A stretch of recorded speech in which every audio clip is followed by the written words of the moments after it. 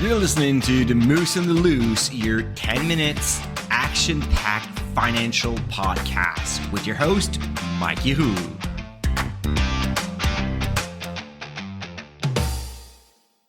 Hey, what's up, Market Moose? Mike from The Moose on the Loose. I hope you are doing well. Retirement Friday today. Today we're going to talk about the number one trick to never run out of money at retirement.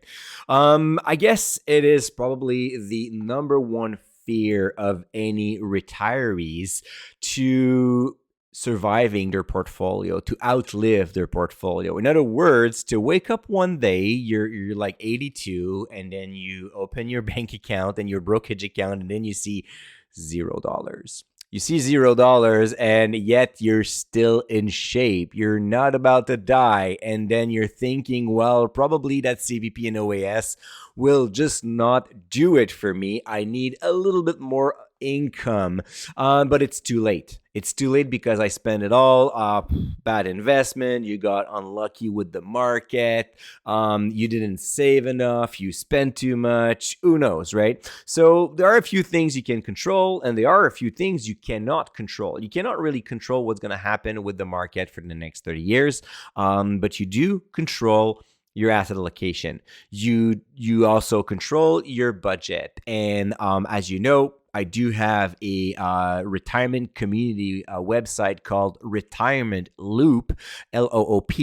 And each month we tackle a specific topic. In February, we are going to talk about how to manage that budget at retirement. If you want to know more about Retirement Loop, and if you want to be on the wait list for the next time we reopen the doors, because right now the doors are closed, you cannot become a member right now, but you can get a special invitation down the road in a few months from now at dividendstocksrock.com/loop. So dividendstocksrock.com/loop, LOOP.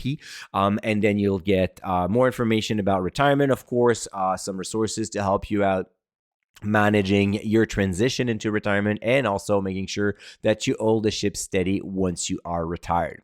So talking about budget, classic financial planning, you get a budget while you are in the accumulation phase, and then you kind of like figure out maybe a rule of thumb using 70% of that of those expenses, thinking that your budget's going to look like this.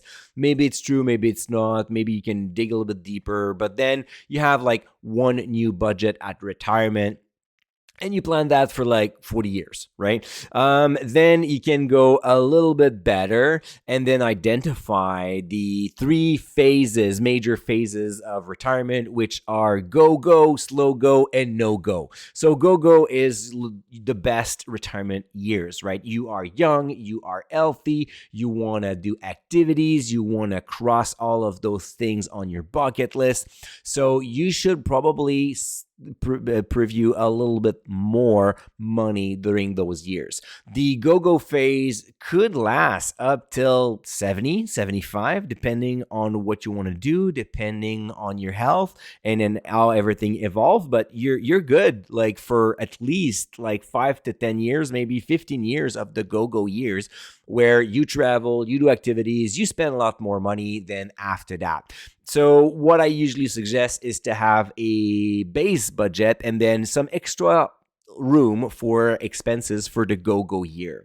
Then you enter into the slow go. Slow go is, of course, you get reminded every morning that you are not 25 years old anymore.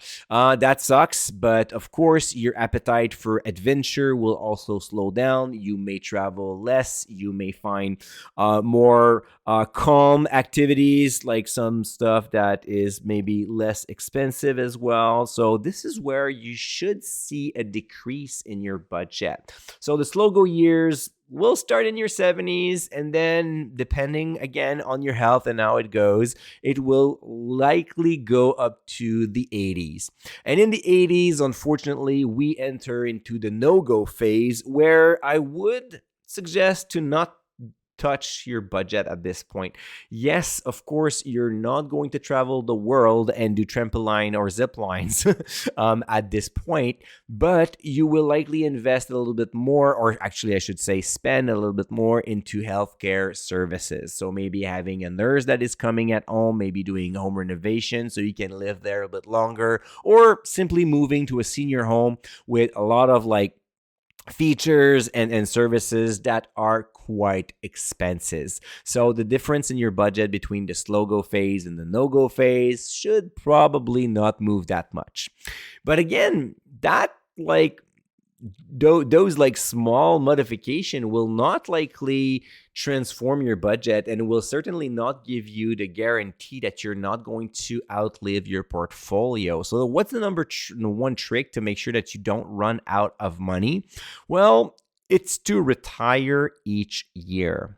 And by retiring each year, what I mean by that, and this is the discussion that we had at Retirement Loop at the beginning of January when we were looking at the financial software that we have developed. It's an Excel spreadsheet using macros and offering a lot of like optimizers possibilities, so you can optimize for like spending more, retire earlier, or optimize your estate, so minimize taxes. You can do all of that with a spreadsheet.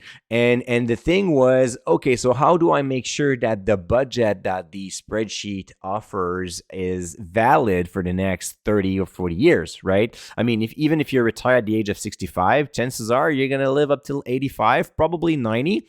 So that's like 30 years of planning. So of course, considering a budget, pushing it with inflation for the next 30 years, it's a bit difficult to make sure that everything's going to be perfect, right?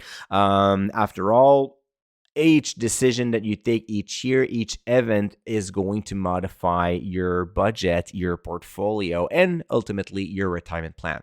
So the number one trick is to actually have this long-term plan. So you have kind of like an idea of like which kind of budget you're going to have, but then you do it every single year. So you retire each year. And that is like one thing that we have in our Excel spreadsheet is we do have the snapshot for every single year.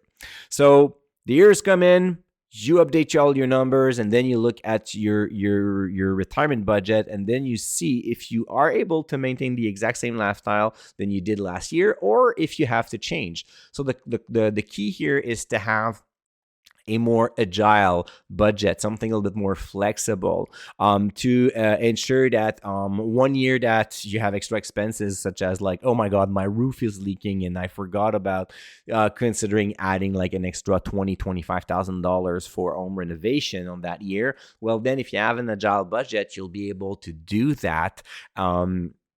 And adjust overall. The other thing is, if you retire in 2025, this also means that if you were mostly invested in equities in the past 10 years, you average a return rate of like between 10 to 15%, which is amazing. But do you really think it's going to continue at this pace for the next 30 years?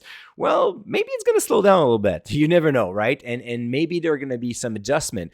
So then running those calculations every single year will tell you how much you must adjust your budget to keep up the same pace. Because if the returns are slowing down, and of course, I definitely don't advise you to plan with a 10% or a 12% rate of return in your retirement plan, but rather follow guidelines such as like the one that are provided by FP Canada, which are a lot more conservative, but you want to plan with conservative numbers, right? So using a base budget and having extra expenses is definitely the way to go. This is actually what we're going to teach our members how to do that at Loop during February. We're going to integrate a lot of like different scenarios. We're going to show how you can do that inside the Excel spreadsheet, which is going to be really interesting as well, because you can only retire with confidence when you have numbers and a clear plan. Because if you don't do that, you will always wonder if you have enough,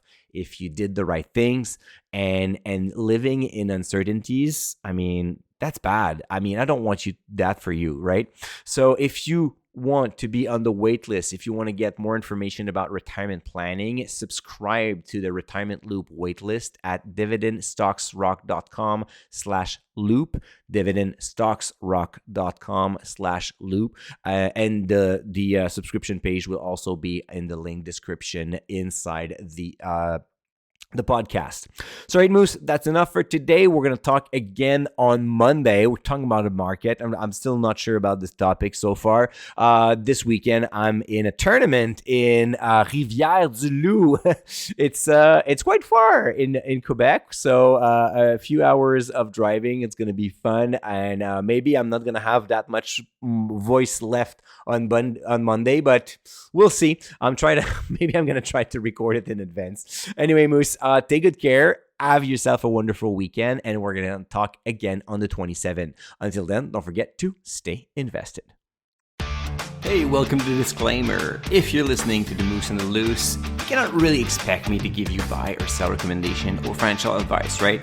You're here for fun, you're here for information and some entertainment. But I am not your financial advisor, I am not your broker, so therefore I'm not liable if you're losing money after listening to the podcast. If you're looking for some advice, go see a professional. If not, you can enjoy the show and do your due diligence after it.